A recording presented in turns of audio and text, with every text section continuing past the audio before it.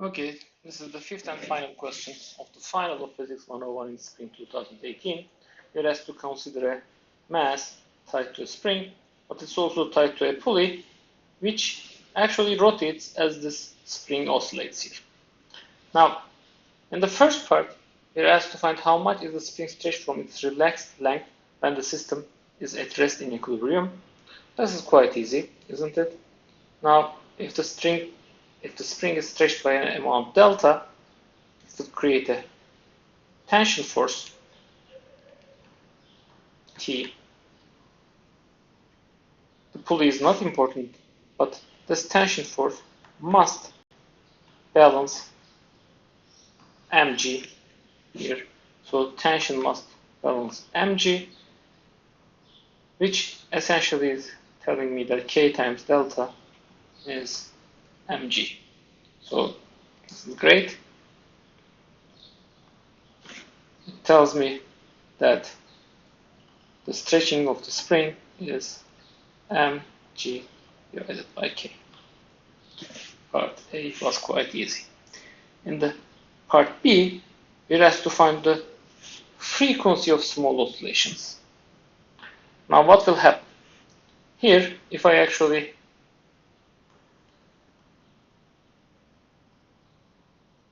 move that mass by an amount x down, in addition to delta, now what will happen? I'll have the tension force here, but that will be T1, and then I'll also have T2, right? Why is T1 and T2 different? T1 and T2 are different because there must be some torque rotating the pulley here. So what are my equations here? First of all, what is T2? T2 basically depends on how much this spring is stretched. So T2 would be K times delta plus X. Right? What about T1? Well, T1 I cannot really find, but I can write the torque equals I alpha equation for the pulley. I times alpha of the pulley would be, if that's my positive direction, I times alpha would be T1 minus T2. Let's be careful, let's put these arrows correctly. Right? T1 minus T2 times R. And what's alpha? Now I think about alpha. If this is moving with x, alpha is related to its acceleration, a. So the mass acceleration is giving me the angular acceleration of the pulley. So I can say this is I times R times, no, alpha is not, A is R times alpha. So alpha is going to be 1 over R d square x dt square. That's going to be T1 minus T2 times R. And finally, I have m times d square x dt square. This is Newton's equation. That would give me minus T1. All right, let's plug in, well, that's not only minus T1, plus mg. Okay, let's plug in everything we have here.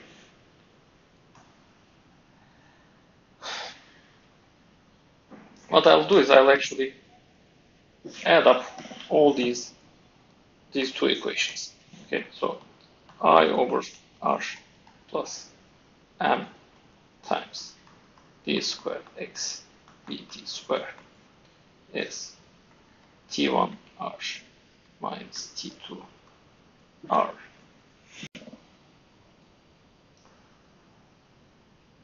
minus T1.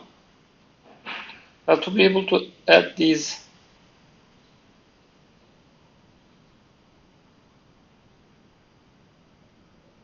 nicely. What do I need to do? Alpha is there. I'm a little bit confused right now. T1 minus T2 times R. Okay. So let's do the following. Let me just multiply, or just write this as follows. I over R square. That's going to be better. Right.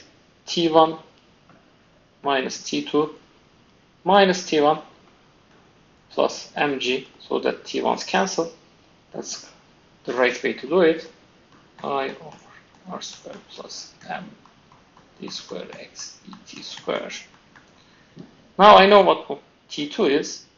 T2 is minus k delta from above minus k x plus mg. But here's the thing. Delta is mg over k. So these two terms actually cancel. So I have this nice equation. D square x dt square is minus k over I over r square plus m times x.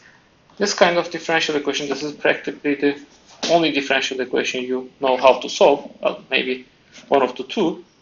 So I know that as a function of time, this is going to give me either a cosine or sine, right? Which function gives me minus a constant times itself? It's either a cosine or sine. When I take two derivatives, I just get back minus a constant times the function itself.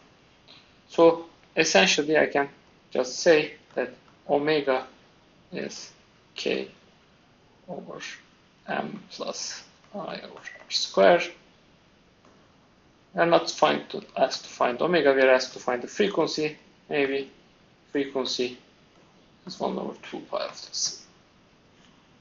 So that completes our somewhat standard but not too easy question.